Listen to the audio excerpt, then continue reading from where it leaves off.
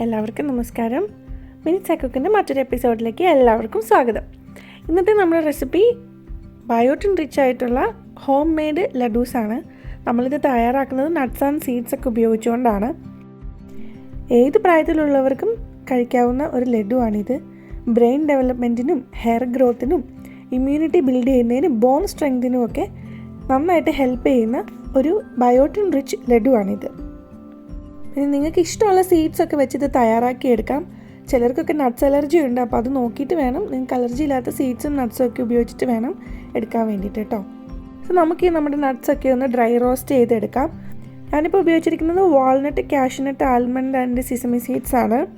പിന്നെ ഡേറ്റ്സും ഇതിലേക്ക് ആഡ് ചെയ്തിട്ടുണ്ട്. പിന്നെ മിക്സ്ഡ് സീഡ്സിൻ്റെ കുറച്ച് ഇതിൽ ആഡ് ചെയ്തിട്ടുണ്ട്. അതിനകത്ത് പംകിൻ സീഡ്സ്, സൺഫ്ലവർ സീഡ്സ് അതൊക്കെയാണ് കേട്ടോ ഉള്ളത്.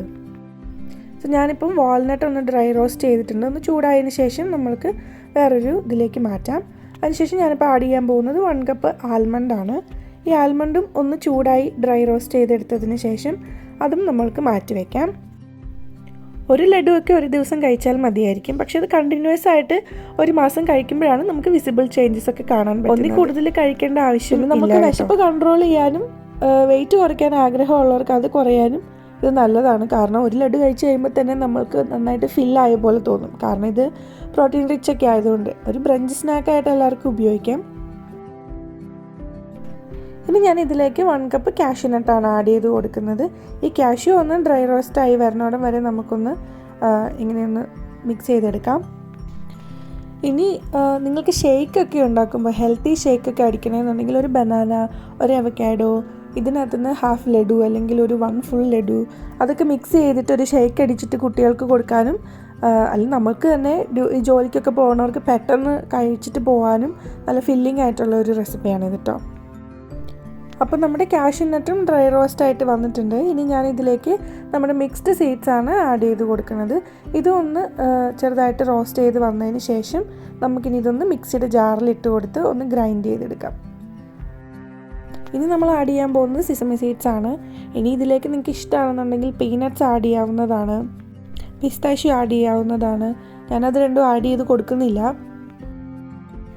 നട്ട്സ് അലർജി ഉള്ളവരൊക്കെ ഈ ലഡു ഉണ്ടാക്കുമ്പോൾ ഒന്ന് സൂക്ഷിച്ചിട്ട് വേണം കേട്ടോ ഉണ്ടാക്കാൻ. നിങ്ങൾക്ക് അലർജി ഇല്ലാത്ത നട്ട്സ് എടുത്തിട്ട് ഇതുപോലെ തയ്യാറാക്കി എടുക്കാവുന്നതാണ്. അപ്പോൾ നമ്മൾ ഡ്രൈ റോസ്റ്റ് ചെയ്ത നമ്മുടെ നട്ട്സ് ആൻഡ് സീഡ്സ് എല്ലാം നമ്മൾക്കൊന്ന് ഒരു മിക്സിയുടെ ജാറിലിട്ട് കൊടുത്തതിന് ശേഷം ഒന്ന് നന്നായിട്ട് ഗ്രൈൻഡ് ചെയ്തെടുക്കാം. ഇതിനൊരു റോ ടേസ്റ്റ് ആയിരിക്കുമല്ലോ നട്ട്സ് ആൻഡ് സീഡ്സ് ആയതുകൊണ്ട്. അപ്പോൾ ഒരു സ്വീറ്റ്നെസ് വരാൻ വേണ്ടിയിട്ടാണ് നമ്മൾ ഡേറ്റ്സ് ആഡ് ചെയ്ത് കൊടുക്കുന്നത്.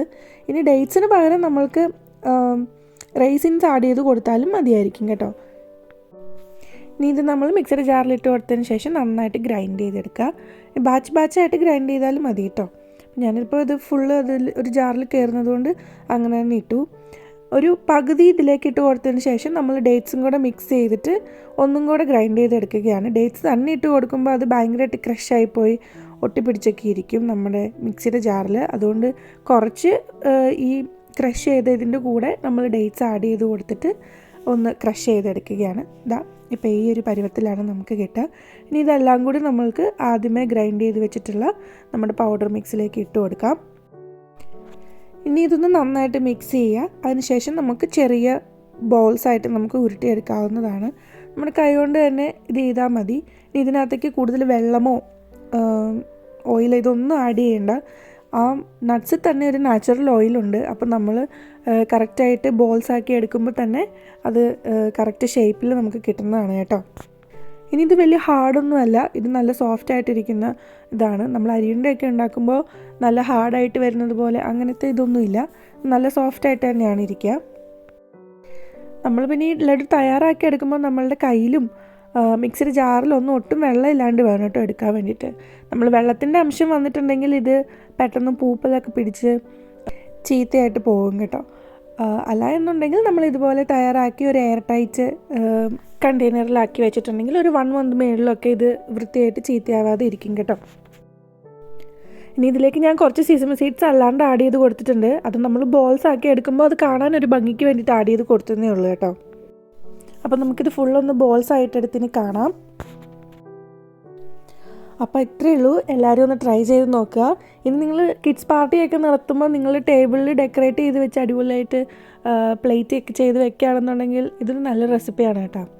നമുക്കപ്പോൾ 20 ലഡൂസാണ് ഈ ഒരു അളവിൽ കിട്ടിയിരിക്കുന്നത്. അപ്പോൾ അതനുസരിച്ച് നിങ്ങൾ തയ്യാറാക്കി എടുത്താൽ മതിയായിരിക്കും. അപ്പോൾ എല്ലാവരും ട്രൈ ചെയ്ത് നോക്കുക. ഇനി ഒരു പുതിയൊരു റെസിപ്പി ആയിട്ട് അടുത്ത എപ്പിസോഡിൽ നമുക്കിനി വീണ്ടും കാണാം.